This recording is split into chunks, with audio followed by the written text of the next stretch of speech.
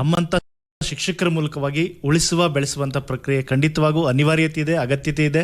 ಯಾಕಾಗಿ ಅಂತಂದರೆ ಸರ್ಕಾರಿ ಶಾಲೆ ಒಂದು ಮುಚ್ಚುತ್ತದೆ ಅಂತಂದರೆ ಆ ಶಾಲೆ ಮೂಲಕವಾಗಿ ಶಿಕ್ಷಕರು ಮಾತ್ರ ಇಲ್ಲದೆ ಆಗಲ್ಲ, ಬದಲಾಗಿ ಅಲ್ಲಿನ ಒಂದು ಏನು ವ್ಯವಸ್ಥೆ ಇರ್ತದೆ ಆ ವ್ಯವಸ್ಥೆಯಲ್ಲಿ ಕೂಡ ಬಹುದೊಡ್ಡ ವ್ಯತ್ಯಯಗಳಾಗ್ತದೆ.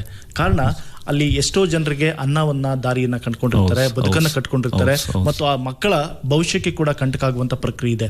ಹಾಗಾಗಿ ಈ ನೆಲೆಗಟ್ಟಿನಲ್ಲಿ ಸರ್ಕಾರಿ ಶಾಲೆಗಳನ್ನ ಉಳಿಸುವ ಬೆಳೆಸುವ ನೆಲೆಗಟ್ಟಿನಲ್ಲಿ ತಮ್ಮಂತ ಶಿಕ್ಷಕರ ಅನಿವಾರ್ಯತೆ ಇದೆ, ಅಗತ್ಯತೆ ಇದೆ. ತಮ್ಮಂತ ಬಹುರೂಪಿ ಮತ್ತು ಸೃಜನಶೀಲ ಪ್ರಕ್ರಿಯೆಯ ಶಿಕ್ಷಕರ ಅನಿವಾರ್ಯತೆ ಈ ನಾಡಿಗಿದೆ, ಈ ದೇಶಕ್ಕಿದೆ, ಈ ರಾಷ್ಟ್ರಕ್ಕಿದೆ ಅಂತ ಹೇಳ್ತಾ ಸರ್, ಕಡೆಯದಾಗಿ ನಾನೊಂದು ನಮ್ಮ ಶಿಕ್ಷಕರ ಕುರಿತಂತೆ ಒಂದು ವಚನ ಹೇಳುವ ಮೂಲಕ ನನ್ನ ಮಾತುಗಳನ್ನು ಮುಗಿಸ್ತೀನಿ ಸರ್. ಶಾಲೆಯೇ ದೇವಾಲಯ ಎಂಬ ಶಿಕ್ಷಕರಿದ್ದಾರೆ, ಮಕ್ಕಳೇ ದೇವರೆಂಬ ಶಿಕ್ಷಕರಿದ್ದಾರೆ, ಸಮಯವೇ ಪ್ರಾರ್ಥನೆ ಎಂಬ ಶಿಕ್ಷಕರಿದ್ದಾರೆ, ನುಡಿಗಳೇ ನಾದವೆಂಬ ಶಿಕ್ಷಕರಿದ್ದಾರೆ, ಪುಸ್ತಕಗಳೇ ತಂದೆ ತಾಯಿಗಳೆಂಬ ಶಿಕ್ಷಕರಿದ್ದಾರೆ, ಪಾಠಗಳೇ ಜ್ಯೋತಿಗಳೆಂಬ ಶಿಕ್ಷಕರಿದ್ದಾರೆ, ಚಟುವಟಿಕೆಗಳೇ ಮನರಂಜನೆ ಎಂಬ ಶಿಕ್ಷಕರಿದ್ದಾರೆ, ಕಲಿಕೋಪಕರಣಗಳೇ ಆರತಿ ಎಂಬ ಶಿಕ್ಷಕರಿದ್ದಾರೆ, ಆಟಗಳೇ ಭಜನೆಗಳೆಂಬ ಶಿಕ್ಷಕರಿದ್ದಾರೆ, ಬೋಧನೆಯೇ ನೈವೇದ್ಯ ಎಂಬ ಶಿಕ್ಷಕರಿದ್ದಾರೆ, ಪರೀಕ್ಷೆಗಳೇ ಧ್ಯಾನ ಜಪತಪಗಳೆಂಬ ಶಿಕ್ಷಕರಿದ್ದಾರೆ, ಮಕ್ಕಳ ನಗುವೆ ಬಿರುದು ಸನ್ಮಾನಗಳೆಂಬ ಶಿಕ್ಷಕರಿದ್ದಾರೆ, ಕಲಿಕಾ ಸಾಧನೆಯ ಪ್ರಸಾದವೆಂಬ ಶಿಕ್ಷಕರಿದ್ದಾರೆ.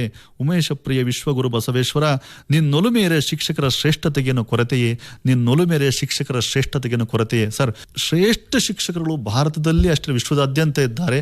ಅಂತ ಶ್ರೇಷ್ಠ ಶಿಕ್ಷಕರು